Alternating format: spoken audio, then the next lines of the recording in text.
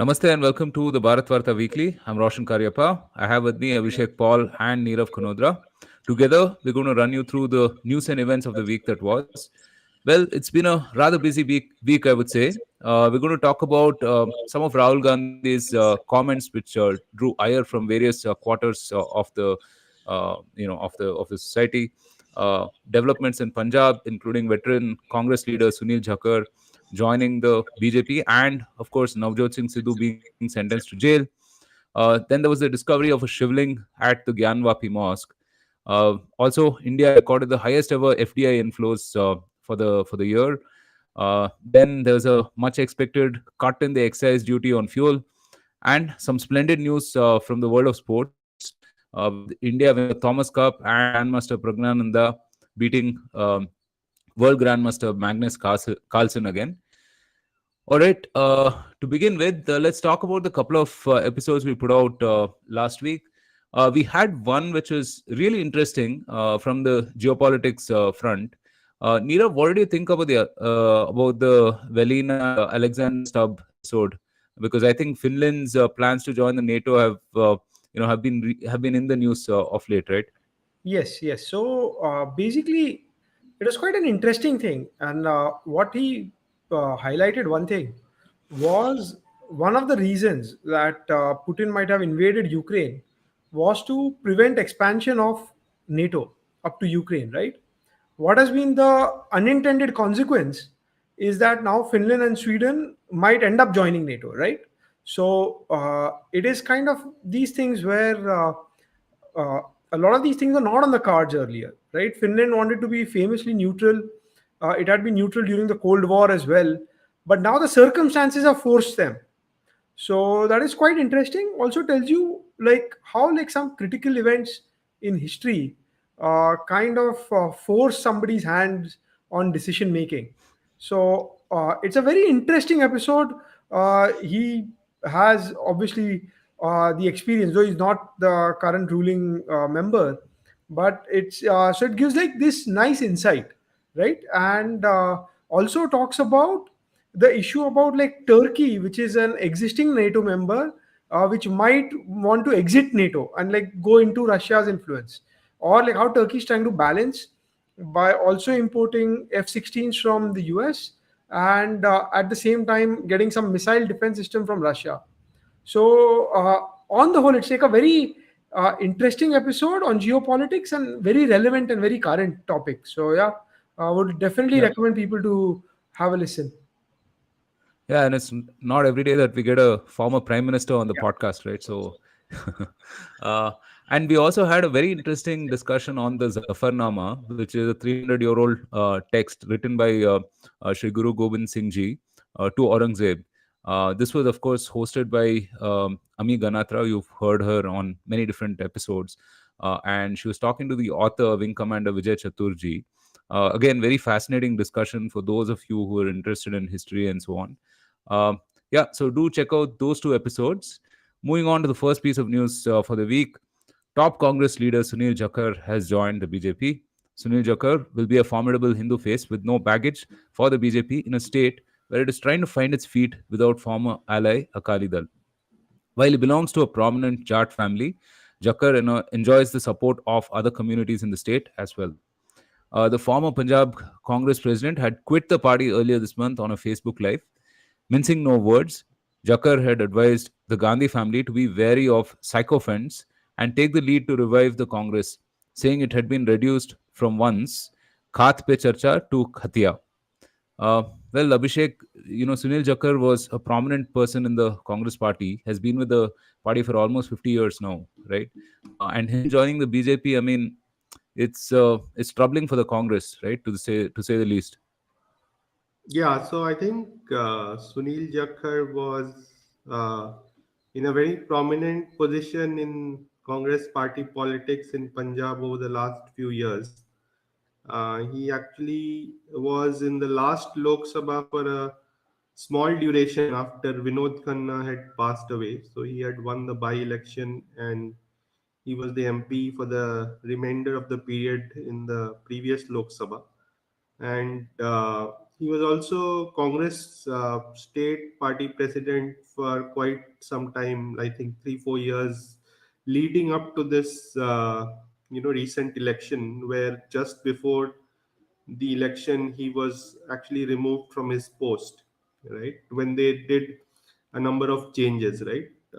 So I mean, initially he was believed to be someone close to Rahul Gandhi, but later on, obviously, the inter-party dynamics changed and he was sort of left in the lurch.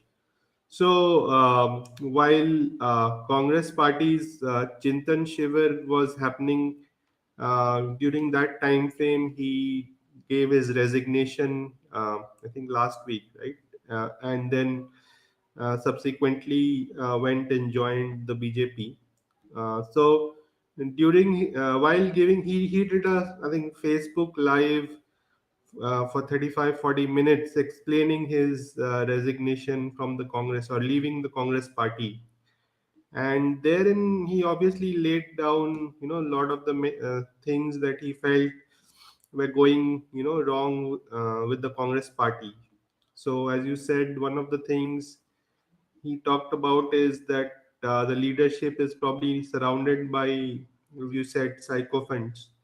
And I think he was specific in taking the names of a few people, right? Like Ambika Soni, for example, and what he described as her ill-judged statement during the campaign, where she said that it's not possible for a Hindu to become the CM of Punjab, right? So he was like, he said, statements like that, and show a very poor judgment, right, from people who are given prominent positions of power in the Congress. He was also very critical of Harish Rawat.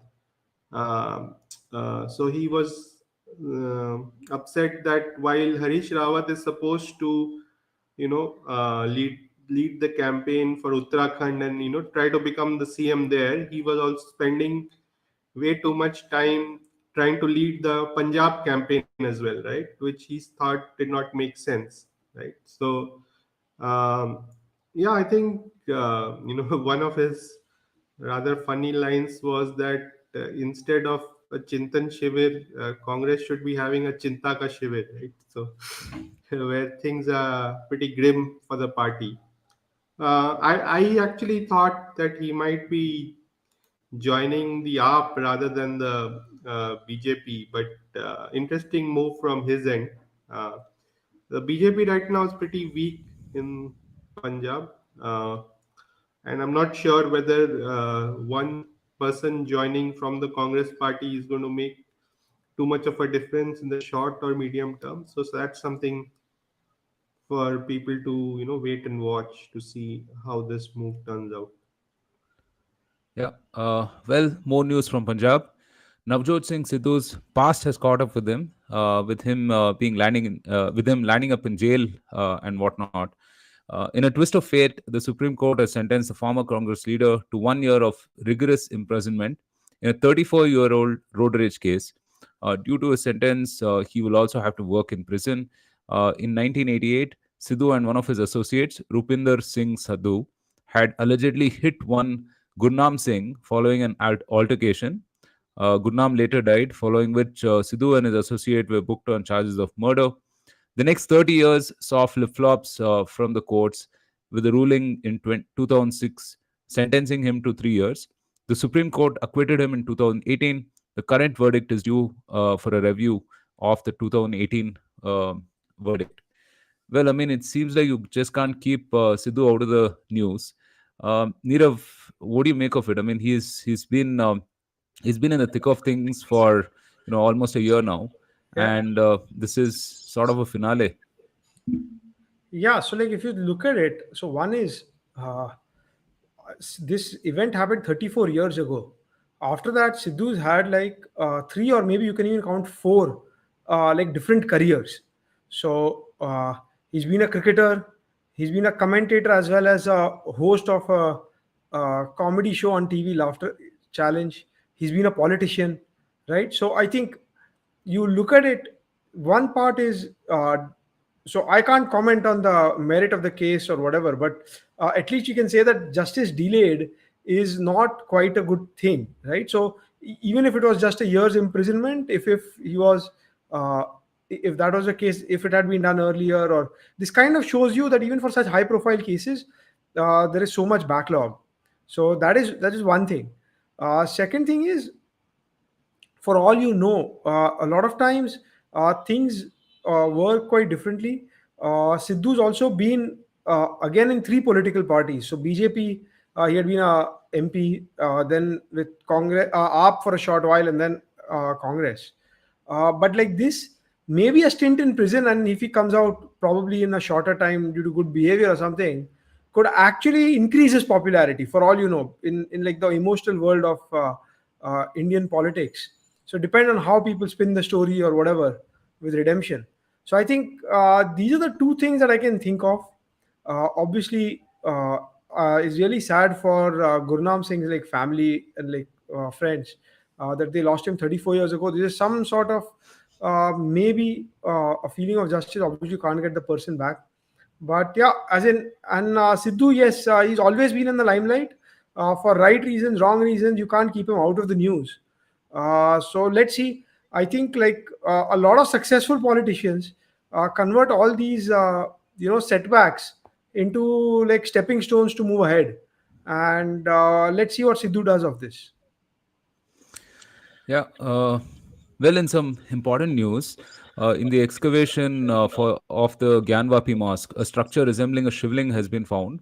In the report given by the committee appointed by the High Court, there is a mention of a shivling being found in the Wazu Khana in the disputed premises on May 16th. In the report, the commission highlighted that at about 8:40 a.m., the plaintiff noticed that in the center of the pool there was a well-like structure which had the shivling of Lord Shiva in its middle. Other notable findings include temple bells, swastik, trishul inscriptions on the wall, and more. This is surely a win in the row, seeking permission for daily worship at the back of the western wall of the mosque. Abhishek, this is a pretty interesting development, right? Yeah, so this Gyan Vapi mosque related case has sort of come under the, come into the headlines quite a bit in the last 3 4 weeks, right? And the Hindu side obviously claims that the object discovered is a shivling. I think the Muslim side still sort of disputes it, and they've been calling it some sort of part of a fountain. So, whatever be the case, I think this matter sort of was brought before the bench led by Justice Chandrachud in the Supreme Court last week as well. And what he did was that he sort of asked the case which was going on in the division bench, division court, and he's got it moved to the next level, that is the district court level. And he's asked the district court in Varanasi to take the case forward. He's sort of not agreed with the petitioners from the Hey, Muslim Abhishek. side. Yeah, No, sorry, we lost you for a second. Go on, please. yeah. So he sort of not agreed with the petitioners of the Muslim side that the case needs to be dismissed outright. So what will happen now is that the proceedings will continue in the district court level, and there the judges will, look at the evidence and, of course, give some sort of ruling. I guess. Of course, there is also a bigger issue in terms of what is the position of the Places of Worship Act 1991 with regard to such a case, right? Whether these kinds of disputes are happening. So I suspect that decision or that call will probably go up right to the Supreme Court, right? Because it's probably a more fundamental conceptual question, which whatever decision the lower courts take will obviously get challenged and go right up to the Supreme Court. Yeah, and on a related note, we had Professor Meenakshi Jain speaking to Vivek and I on a different podcast on her new book on Mathura, right? And there are a lot of parallels, of course, but that's just a nice episode to listen to if you are, if you want to understand the backdrop of some of these things, right? Well, in some positive developments, India just recorded its highest ever FDI inflows.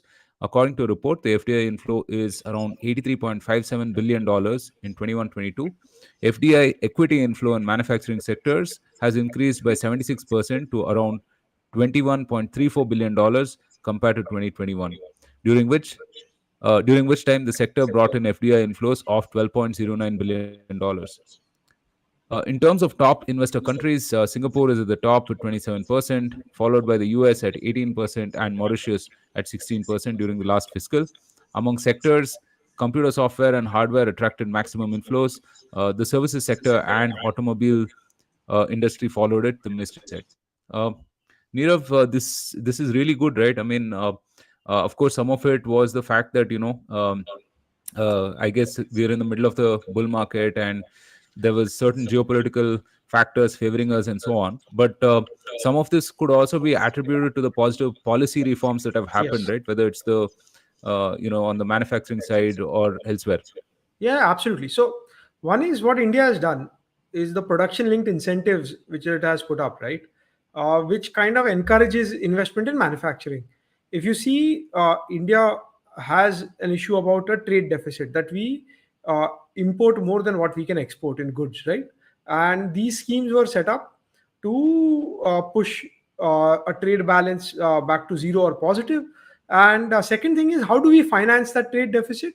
So some of it is software exports, some of it is foreign portfolio inflows. So foreigners buying Indian stocks or portfolio inflows into like startup investments, etc. Right? But those were predominantly in foreigners would buy stocks of, you would say, like the IT majors, IT services exports companies like Infosys, TCS, etc., or like services in instead of like banks like HDFC, ICICI, etc. Right? So manufacturing was like kind of a stepchild. So what this is doing is it is kind of rebalancing, and this is very welcome. That we need all the engines of Indian economy to fire, and we've seen deindustrialization of India over the last 20 years. So kind of this is hopefully brings back the share of manufacturing uh, in the economy as well as in exports. And if you see, this has a lot of big multiplier on employment. So it's a very heartening sign. Definitely the catalyst is definitely the policy front, right? That we are doing that. Second is because of geopolitics, people are wary of all the supply chain being from China, as well as China following their dynamic zero COVID for a long time, right? So, couple of things did favor India as much as they favor Vietnam or Bangladesh or Indonesia, etc. So, for India, I think a little bit is all in the policy front as well, what we've tried to attract. And this is a good number. It's a number worth tracking. So now, okay, we say 80 odd billion dollars in the last financial year, which ended in on 31st of March. Now we see how does this progress over like the coming year, right? So it is an interesting stat, and hopefully it's just the start of all this positive things. Yeah, for sure. Um, it's been a fantastic week for Indian sport. Indians men's badminton team recently defeated Indonesia against all odds to lift the Thomas Cup this year. The doubles pair of Chirag Shetty and Satvik Sairaj Rankireddy were exceptional, registering the first ever gold medal by an Indian side. Also, in other news, Indian Grandmaster R. Pragnananda has won against the world Grandmaster Magnus Carlsen for the second time in the last 3 months. Their match was heading for a dull draw after Pragnananda's 40th move, but in a stunning twist, Carlsen resigned on the very next move. Well, Abhishek, this is amazing stuff, right? And it was great to see that a lot of the ministers chimed in as well and congratulated the team and so on. Yeah, I think one of Indian sports highest points, I would say, especially in badminton, we've had individual success in the past, whether it is Prakash Padukone or Pulela Gopichand, or more recently, the women have been doing really well, right, in the last decade. So whether it is Saina Nehwal or PV Sindhu, and in some ways, the story of India's badminton in the last decade has been the story of those two women, which has meant that even really amazing players like Kidambi Shrikant have sort of taken the back seat. And he, I think, for example, someone like Shrikant had briefly reached the world number one spot as well, but I don't think the last few years had been going great for someone who's as talented as him. And so I think this Thomas Cup win will probably go down as the career highlight for definitely two of India's best players, right? Like HS Pranoy and Kidambi Shrikant. And a few things to sort of think about here, right? So Indonesia was a 14-time champion of this tournament.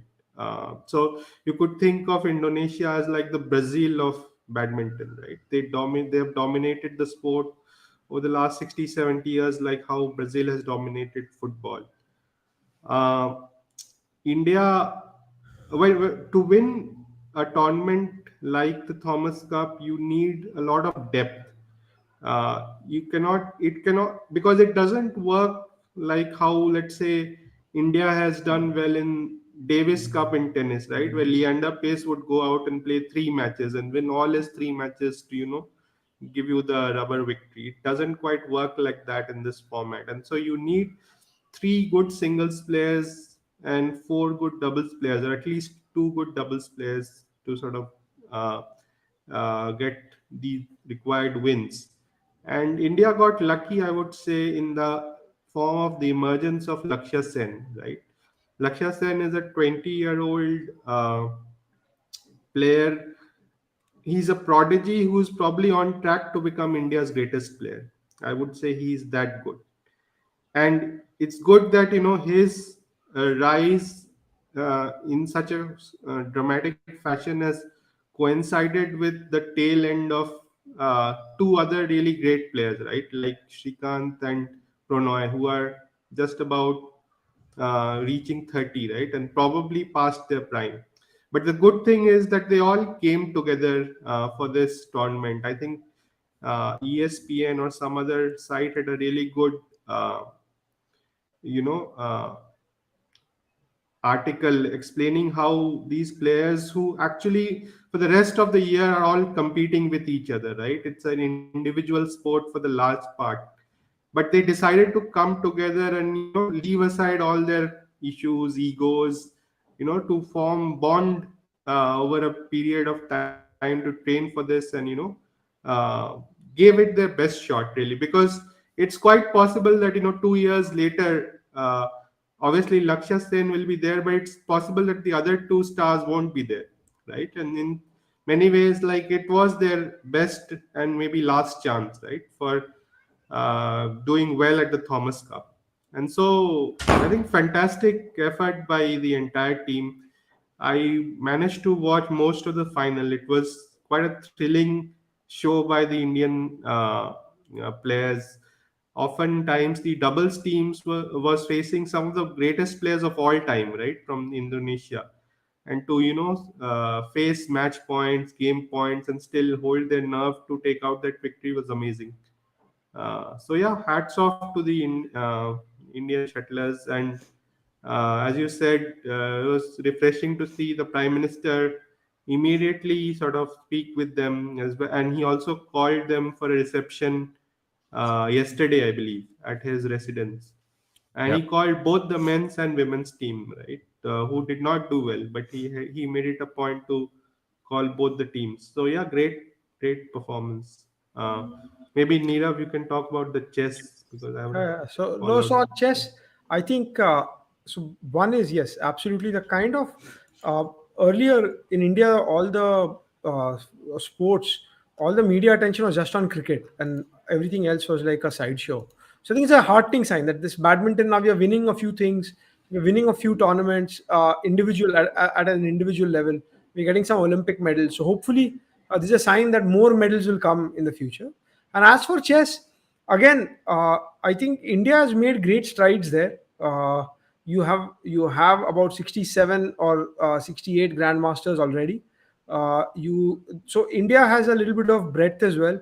Even India won the chess team event as well, which was there last year, right? And so it's a great thing. Pragnananda, again, while Magnus Carlsen acknowledged his own blunder, but like Pragnananda, to put the world number one in such kind of a pressure situation, that is something to say. And the kid is only 16 years old, right?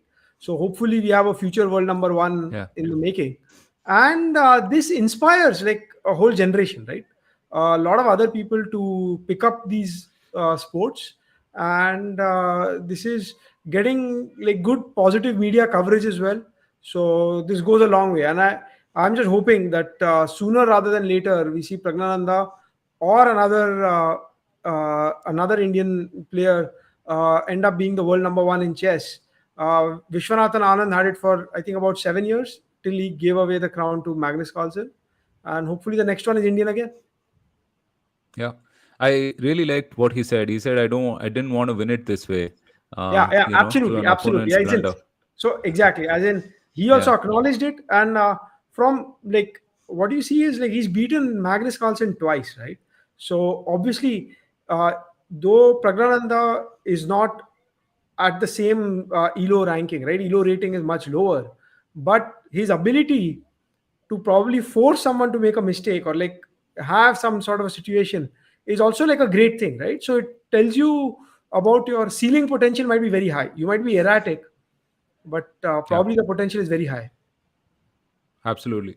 Well, we did an episode with chess master Ramesh RB. I think Pragnananda is his ward as well, right? We did an episode with him sometime back. Do check it out. Fascinating overview on the chess scene in India and all of the upcoming talent. Um, in some good news on the economy front, after a long series of price hikes, petrol and diesel prices have finally been cut.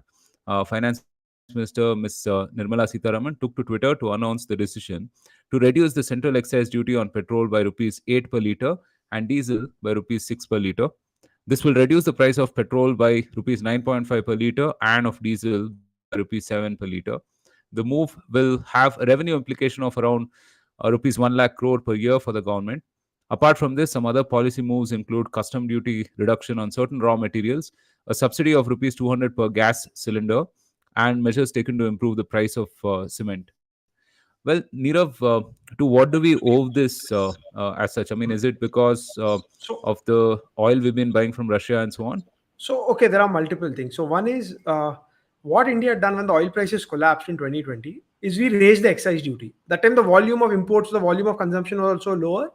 And we kind of filled the hole on like other tax collection when the economy totally collapsed.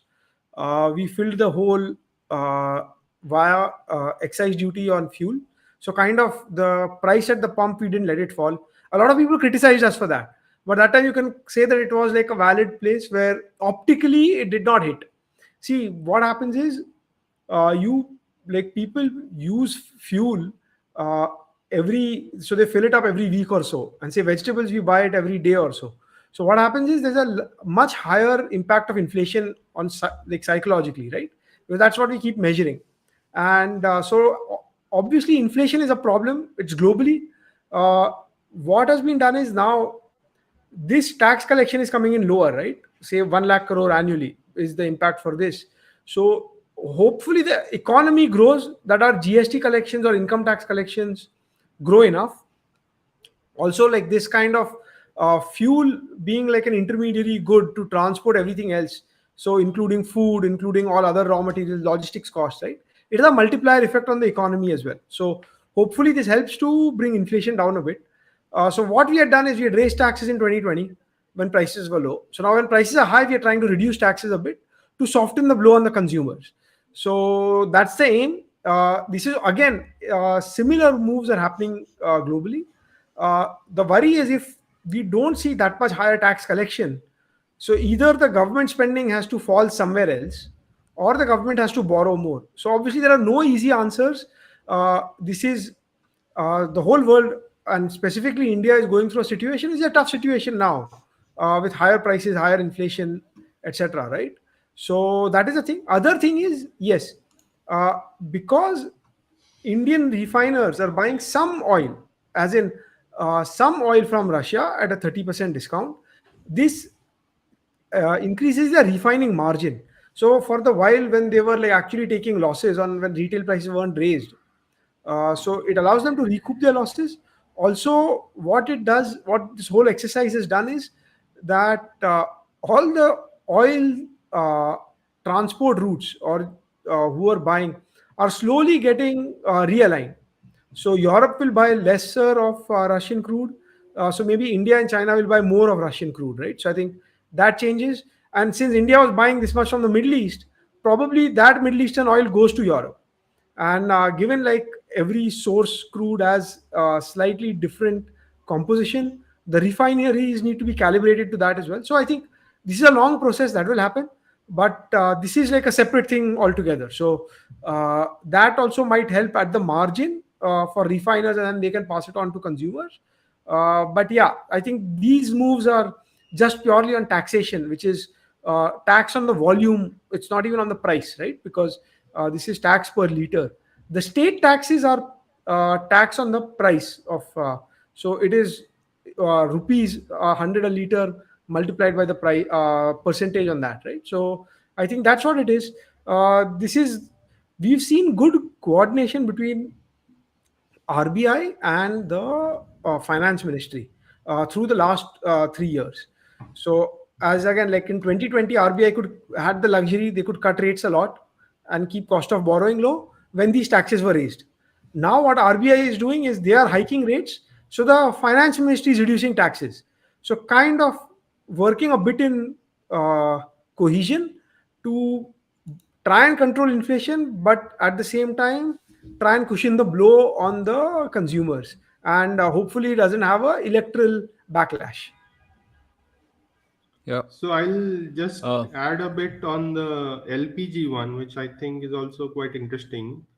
So if you remember, historically LPG prices have been curtailed in India with large subsidies from the government. Once the Modi government came in 2014, you would remember the initiative where they asked people to give up their subsidies if they felt they do not need it, right? If you feel you're a well-off person, you're a middle class person, and you can afford to actually buy LPG at the market rates, you should give it up. And a lot of people did give up, right?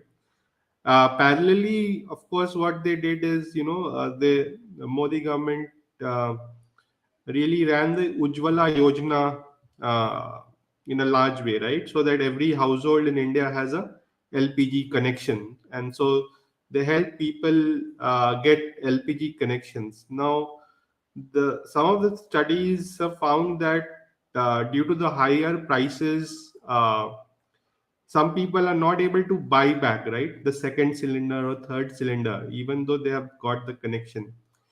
And I think sometime in the last 12 or 18 months, uh, any and all subsidy was also removed, because they felt that prices are okay, like manageable for the consumer.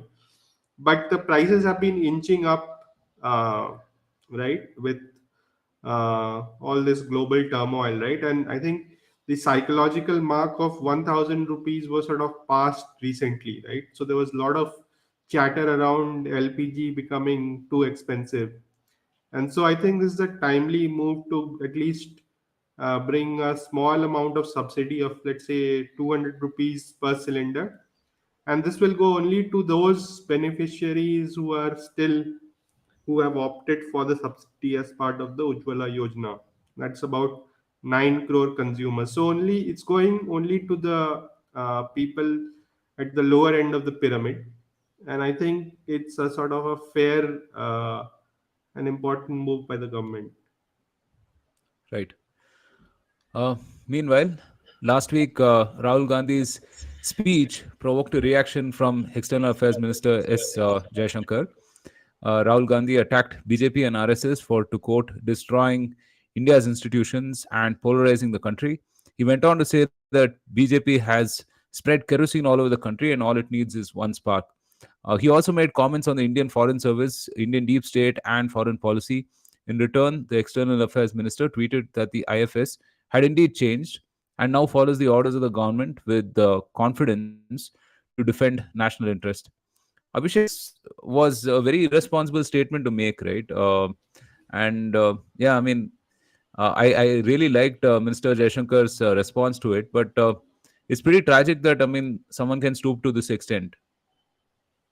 Yeah, so Rahul Gandhi over the last few years has developed, or he wants to use a few certain buzzwords in all his conversations and speeches. So he talks about how India is a negotiation between states, and another word he uses a lot is conversation. And his so what he wants to sort of say is that you cannot talk and discuss things with the current dispensation, right? Because they are dictatorial.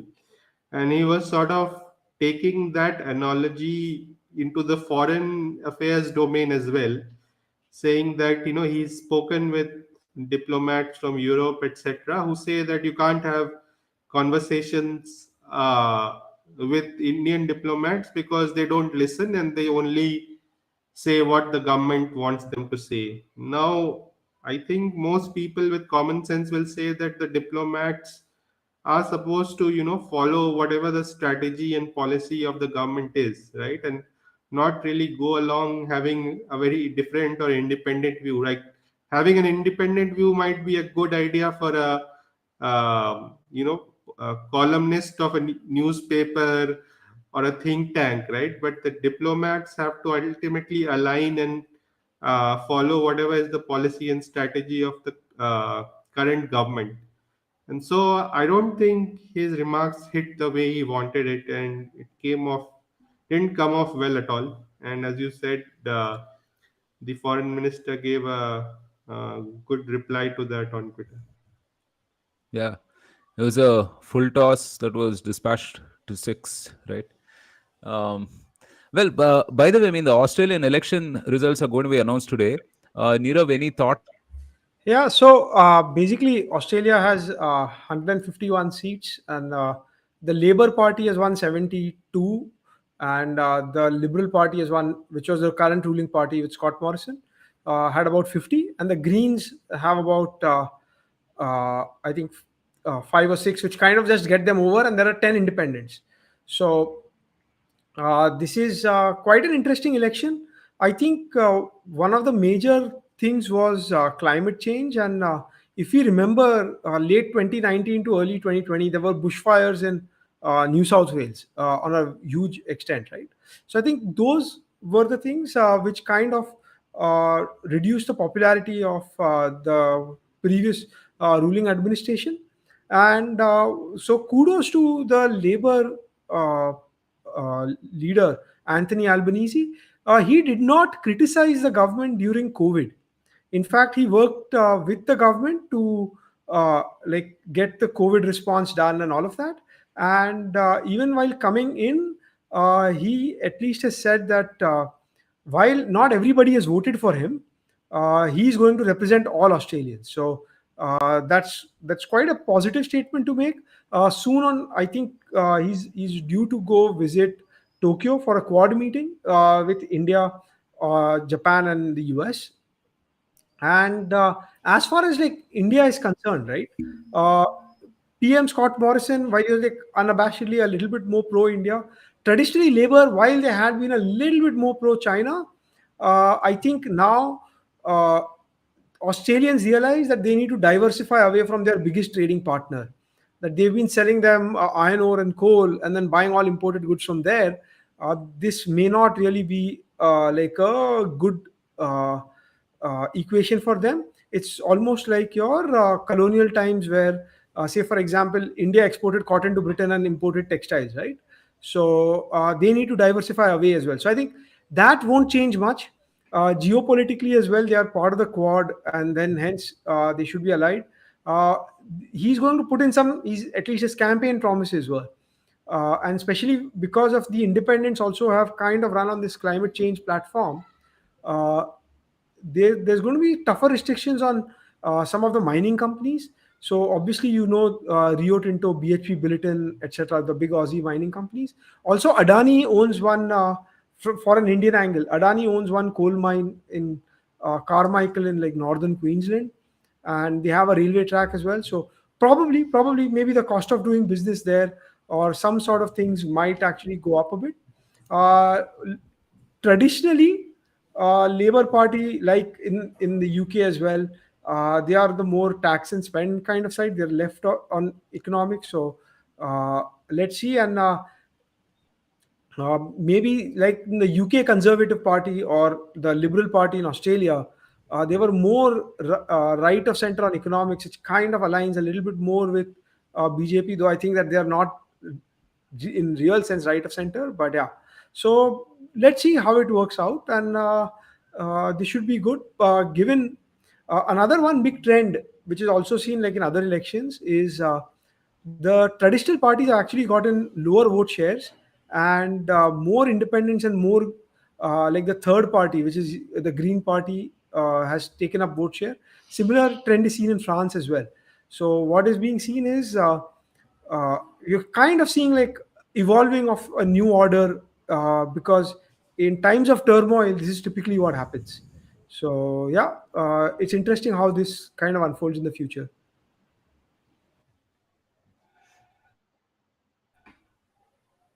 Right. Yeah. We will definitely be following that development and also covering that on Bharatvaarta. Pretty interesting episodes coming up. We have one on the dollar as a reserve currency. We'll have Mohal Joshi, who you've heard on the podcast earlier, and also Nirav Kanodra, your favorite Bharatvaarta guest, talking about it. And do check out these episodes in the week ahead. So from Abhishek, Nirav, and I, thank you again for joining us. Stay safe, take care, and Jai Hind.